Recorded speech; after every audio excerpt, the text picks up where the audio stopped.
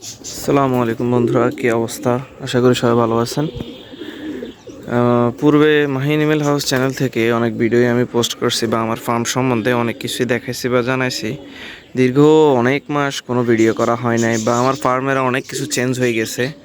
আমার অনেকগুলো পাখি মারা গেছে, আমি ছাদে হাঁস পালন করতাম, ওইগুলো চেঞ্জ হয়ে গেছে। কবুতরও অনেকটা কমে গেছে।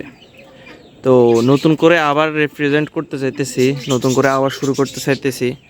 তো আলহামদুলিল্লাহ আমার কিছু কবুতর এখনও আছে, কিছু পাখি আছে। ঘরের এই অংশটাতে আমার পাখি আছে, ভিতরে খাঁচা। আশা করি আপনারা একটু হলেও দেখতেছেন।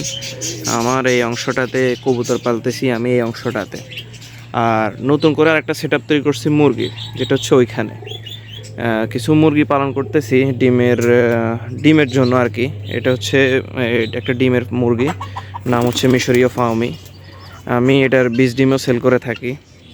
আজকে আপনাদেরকে আমার মুরগিগুলো দেখাই। এগুলো আমার মুরগি, এগুলো মূলত ডিম উৎপাদনের জন্যই আমি পালন করতেছি। এগুলো রানিং মুরগি।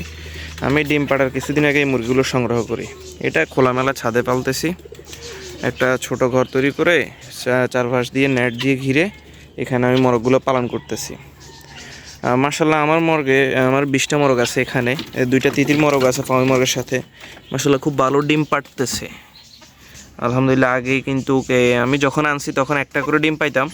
তো মোটামুটি এখন আলহামদুলিল্লাহ আমি 12-13টা, গতকালকে 12টা পাইছি, আজকে 13টা ডিম পারছে আলহামদুলিল্লাহ।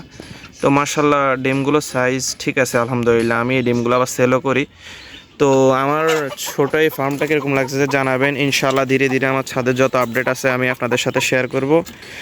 আসসালামু আলাইকুম।